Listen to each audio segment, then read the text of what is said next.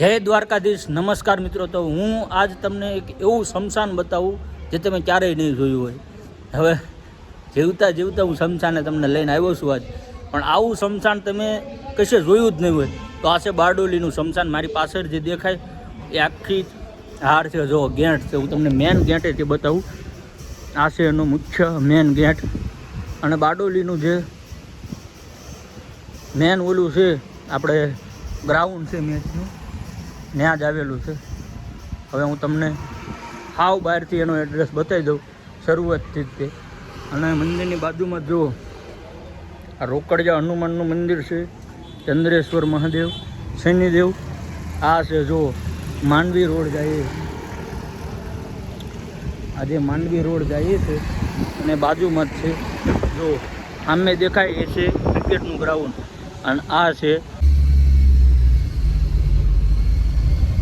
જો આ શમશાનની ચોખ્ખાઈ જુઓ, ક્યાંય કચરું નથી. અને આ બાજુ જો બાઇક પાર્કિંગમાં કરેલી છે. આપણે હવે કાર એક પાર્ક કરી દેવી આ સાઈડ. તો મિત્રો ફાઇનલી આપણે પહોંચી ગયા હવે અંદર. જો અંદર છે ને બધા એમ કહેતા હોય ને શમશાને બીક લાગે ને આ હોય ને તે હોય. હાલો શમશાને જ ઘર છે. જો સામે લેડીઝ છે પણ આપણે બતાવે નહીં. જો શમશાને જ આવું ઘર છે. અને સામે જો ગામ સરવણા લખ્યું એ બોર્ડ છે, સોલાર પ્લેટ છે, અને સરસ મજાનો ગાર્ડન. જો આ ગાર્ડન અંદર જવા માટે અંદર કેટલાય બધા ભગવાનની પ્રતિમા છે. જો લો આ છેક સુધી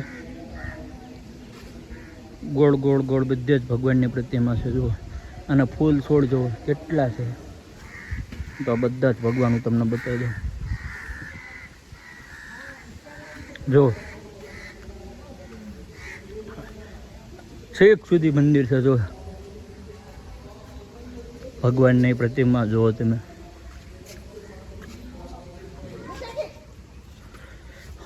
લાગે કંઈ કે આ શમશાન છે.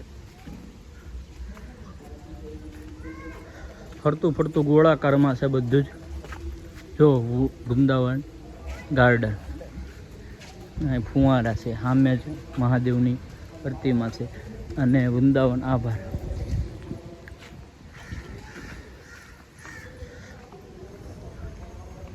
જો તમને બતાવું હવે અસલી જે શમશાન છે ને એ હું તમને બતાવું.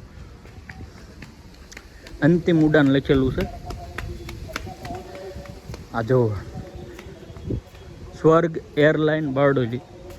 એક ગેટ આ બાજુ છે, અને આજ કોઈનું અગ્નિ સંસ્કાર છે નહીં. બારડોલીમાં કે આજુબાજુ કોઈ પણ ગામના આ જગ્યા પર અગ્નિ સંસ્કાર માટે આવે. જો ગમે ત્યાં કચરો કરવો નહીં. અને જો કેન્ટીન છે, શમશાને કેન્ટીન. હવે તમે વિચાર કરો, એક આ બાજુ જો સરસ મજાનું મોટું આવડું મોટું ગાર્ડન છે. અને આ છે અંતિમ ઉડાન મોક્ષ લાઈન. હવે કોઈ પણ તમારું કોઈ પણ વ્યક્તિનું અગ્નિ સંસ્કાર થાય તો એ લોકોને આમાં નામ પણ બોલે, અને જેવા અગ્નિ સંસ્કાર થઈ જાય એટલે સીધો પ્લેનનો અવાજ પણ આવે. અત્યારે કોઈ આવ્યું નથી, બાકી હું તમને બતાવે જ, કારણ કે હું આ જગ્યા પર એમનામ પણ આવેલો છું, એટલે મને ખબર છે. સંબંધીને અમારે આ જગ્યા પર અગ્નિ સંસ્કાર કરવા આવ્યા હતા, એટલે મને ખબર છે આ જગ્યા પર કેવું હતું એમ. જો અને જો કાચ આપેલા છે. અહીંયા કેન્ટીન છે. તમારે કોઈ પણ માણસો સાથે આવે એ બધાને બેસવું હોય, ખાવું હોય તો આવું બેસવાના બાકડા. જો ચોખ્ખાઈ જુઓ તમે ખાલી. અને જો અંદર આપેલું છે ગેટ 3, 2 સગડીવાળું છે. તો જુઓ મિત્રો, આ છે બધી ઇલેક્ટ્રિકલ સગડી છે. જુઓ 2, 3, 5 સગડી છે મિત્રો. અહીંયા બટન દબે અને સીધું જ તમારું નામ આવે ને તમે જતા રહો સીધા સ્વર્ગમાં. જેવું નામ બોલે ને એટલે ઉપર પ્લેનમાં સીધો અવાજ પણ આવે તમારા નામનો. અને સાથે આવ્યા હોય ને બેસવું હોય તો જો આ છે નાના છોકરા માટે ગાર્ડન. એટલે તમે ફરવા તમારા નાના છોકરાને લઈને આવવું હોય તોય છૂટ. જો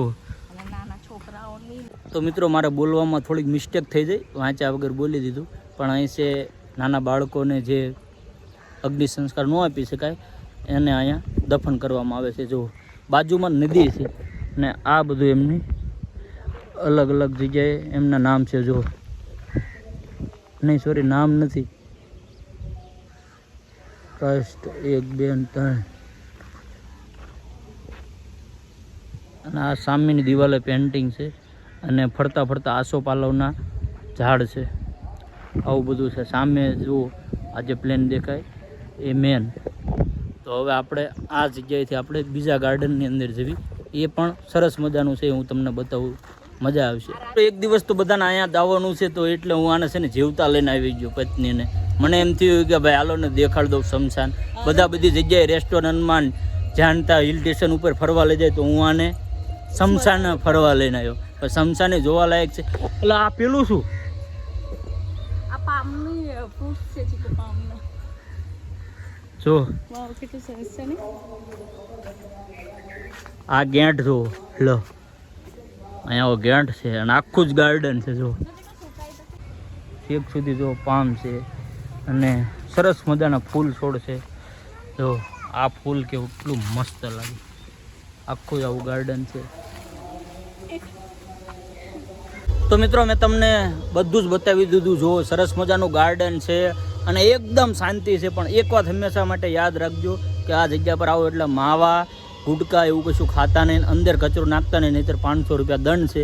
તમે એવું માનતા હોય કે કશું નથી, પણ સીસીટીવી કેમેરા બધે છે એટલે જોઈ જશે. બાકી ગાર્ડન જો સરસ મજાનું ગાર્ડન છે.